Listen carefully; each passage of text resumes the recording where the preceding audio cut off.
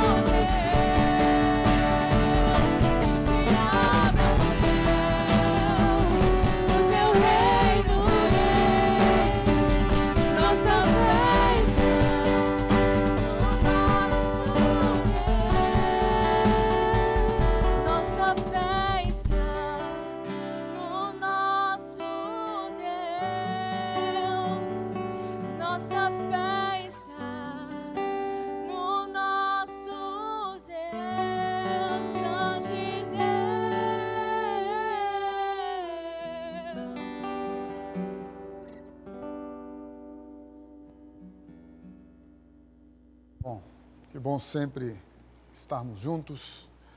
Quero nesta noite compartilhar com você algo que Deus tem trazido aos nossos corações. Hoje pela manhã falamos um pouco a respeito das questões relacionadas, não só com as provações, com as lutas, tribulações que todos nós vivemos no nosso dia a dia, mas também com a orientação, com o mandamento que o apóstolo Pedro, este, sem dúvida alguma, o líder de todos os apóstolos, para você ter uma ideia do que nós estamos dizendo, todos os outros apóstolos foram citados no Novo Testamento em torno de 140, 142 vezes. O apóstolo Paulo, muito conhecido, foi citado o seu nome em torno de 160 vezes, 162 vezes. E o apóstolo Pedro, 210 vezes. Então você veja que, como eu citei hoje pela manhã, as cartas que Paulo escreve, elas são direcionadas de forma específica a lugares, a pessoas. E esta carta, esta epístola que o apóstolo Pedro, já um homem maduro, um homem experiente, um homem que experimentou a graça transformadora, o poder da palavra libertadora e que experimentou um derramar transbordante como um rio de águas vivas da presença e da glória do Espírito Santo. Ele agora de idade já avançada, um homem que cresceu na graça e no conhecimento do Senhor Jesus, um homem que foi aperfeiçoado pelo poder de Deus, pela revelação do Espírito Santo, pela profundidade e intimidade com as Escrituras Sagradas e, ao mesmo tempo, pela vida, pela história. E o apóstolo Pedro, então, escrevendo esta epístola, esta carta, àqueles que estão dispersos por várias regiões na Ásia Menor, sabedores que somos que não ficou restrita esta epístola, esta carta, somente àquela região, mas que se estendeu ao ponto de ser reconhecida como a primeira carta para o cânone bíblico e também, ao mesmo tempo, uma carta que nós chamamos de universal, porque ela abrange toda a perspectiva da igreja, do corpo de Cristo, dos cristãos. E então, no capítulo 1, a partir do versículo 13, depois de termos visto hoje pela manhã, a questão da importância de celebrarmos, de exultarmos, de exaltarmos, de louvarmos, de glorificarmos a Deus por esta tão grande, poderosa e maravilhosa salvação. O apóstolo Pedro agora, diante daquilo que ele nos orienta, nos direciona, diz no capítulo 1, a partir do versículo número 13, por isso, cingindo o vosso entendimento, sede sóbrios, e esperai inteiramente na graça que vos está sendo trazida na revelação de Jesus Cristo. Como filhos da obediência, não vos amoldeis às paixões que tinhais anteriormente na vossa ignorância. Pelo contrário, segundo é santo aquele que vos chamou, tornai-vos santos também vós mesmos em todo o vosso procedimento. Porque está escrito, sede santos, porque eu sou santo.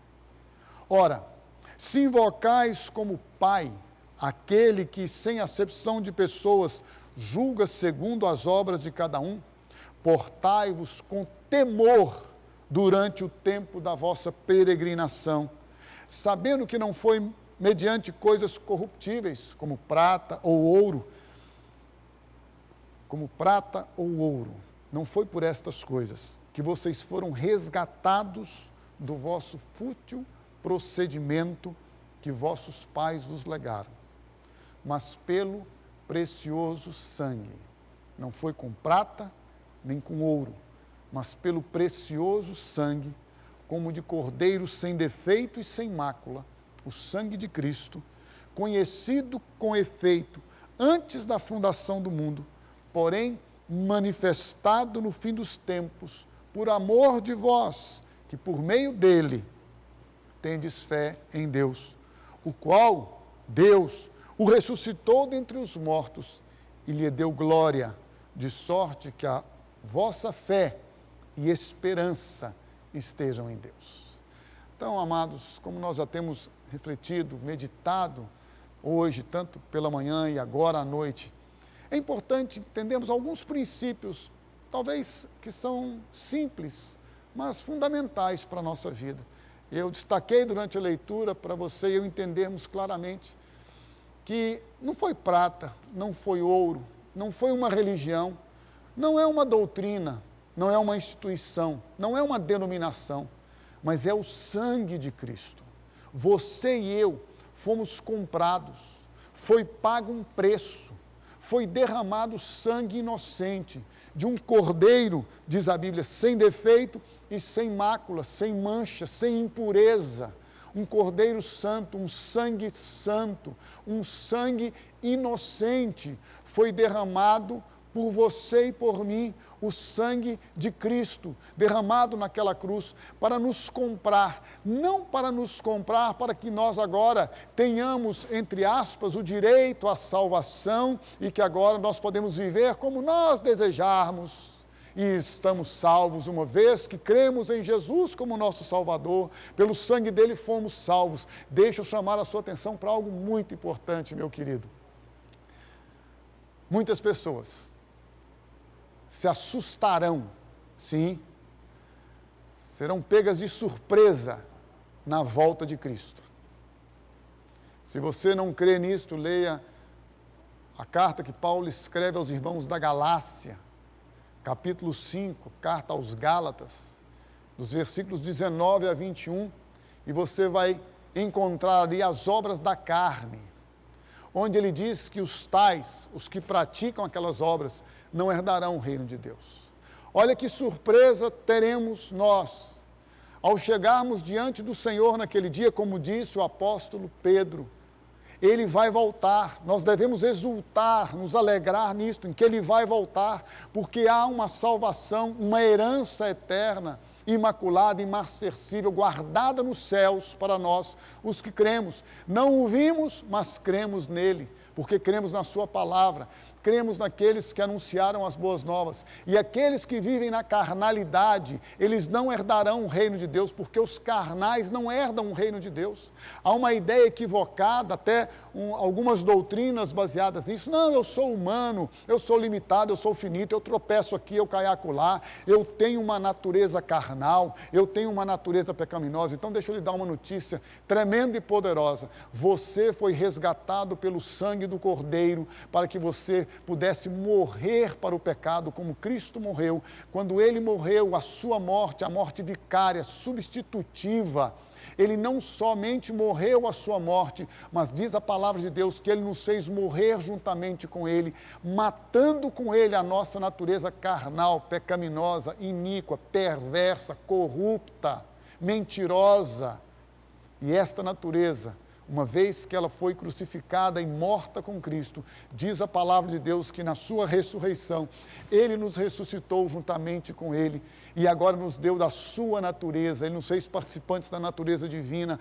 Pedro diz isso na sua segunda epístola. Ele nos fez participantes de uma nova natureza, uma natureza livre do pecado, livre da escravidão ao pecado. Continuamos finitos, limitados e sujeitos ao pecado, mas não temos prazer no pecado. Não vivemos para satisfazer os nossos instintos e desejos humanos, terrenos. Ao contrário, pelo sangue do Cordeiro, comprados, feitos inocentes diante dele. Não somos mais agora somente criaturas, criados à imagem e semelhança de Deus. Isto foi lá no Éden.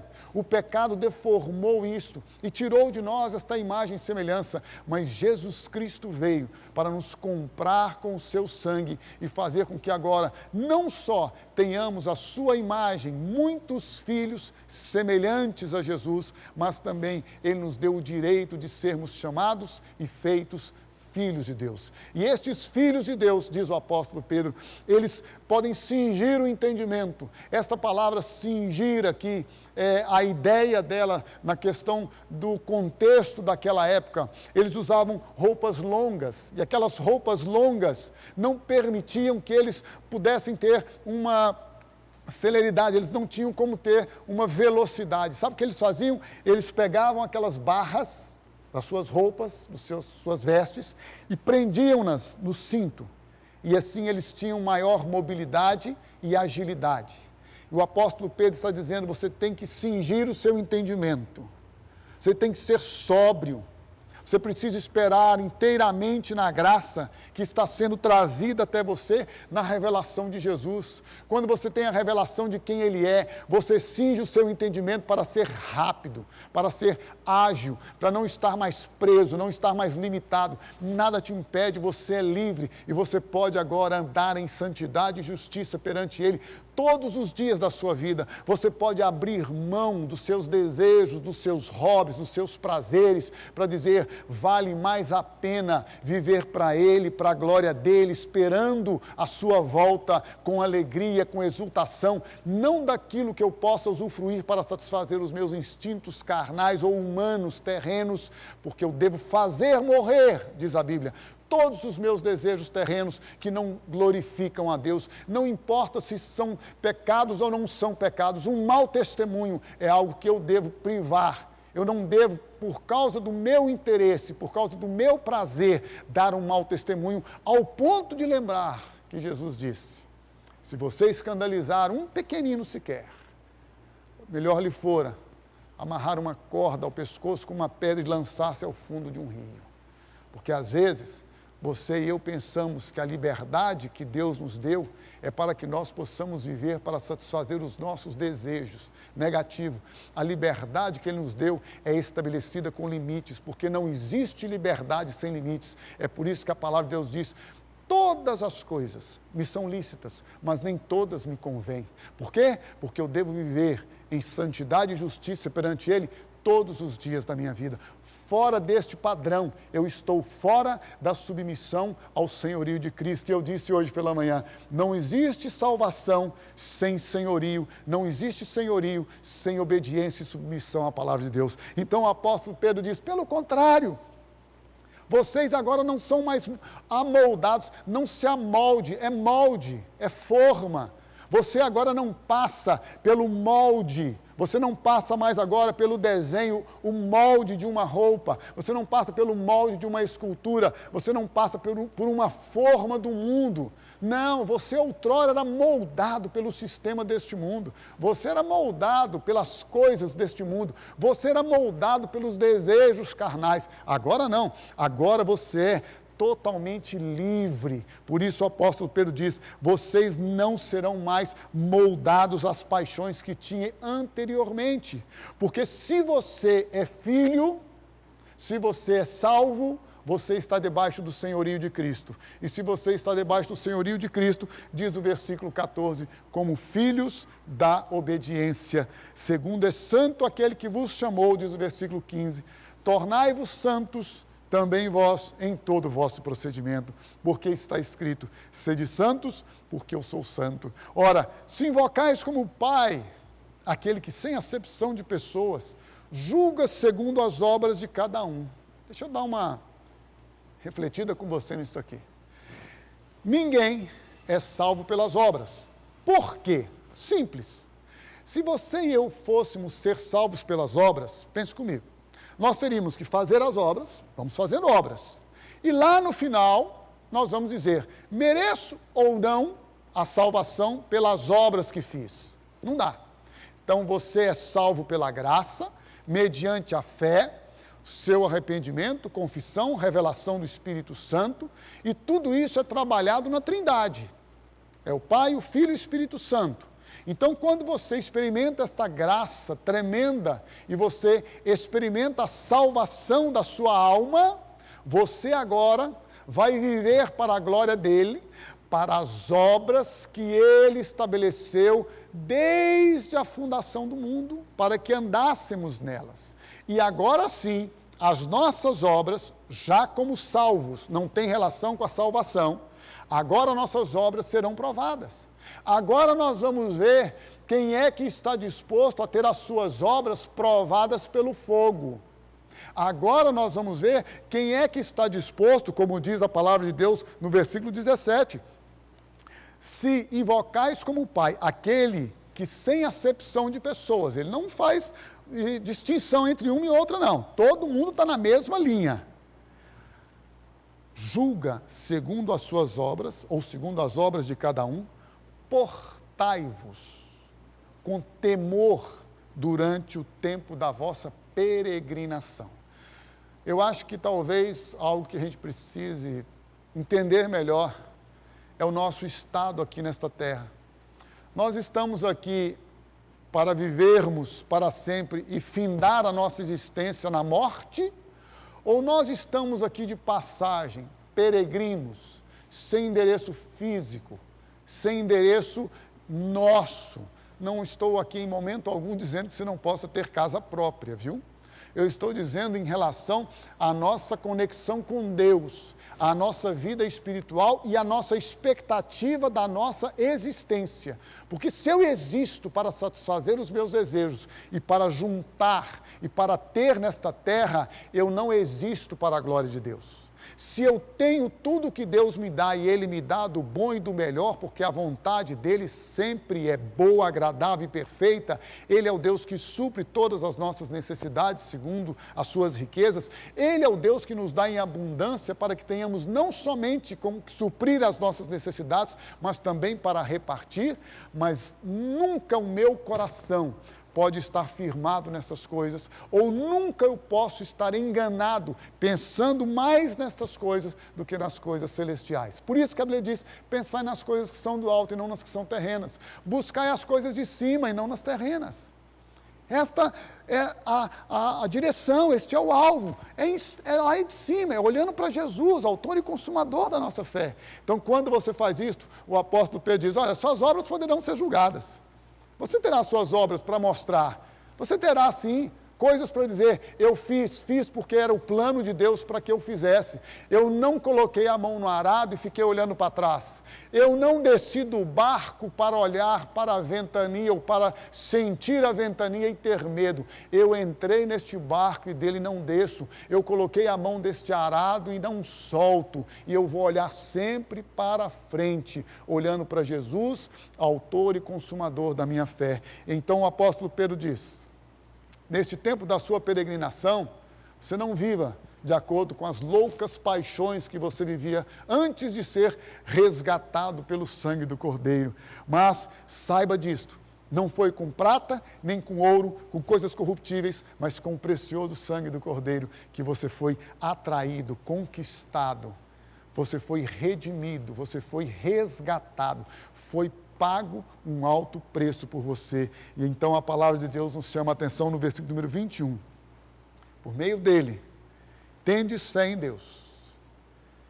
Deus o ressuscitou dentre os mortos e lhe deu glória, de sorte que a vossa fé e esperança estejam em Deus.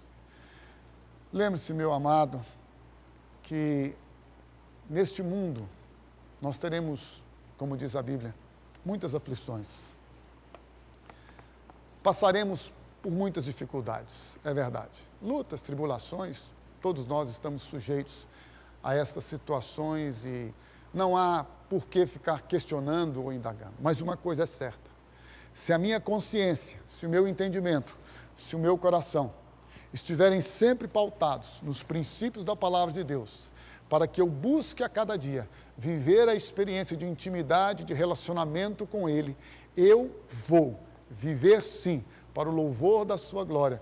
Vou desfrutar sempre o que Ele tem de melhor para mim, crendo, reconhecendo e sabendo que assim como Ele fez na vida de Pedro, começando esta boa obra e indo aperfeiçoando em toda a sua história, Ele também, que começou esta boa obra na nossa vida, há de aperfeiçoá-la até a volta de Cristo Jesus.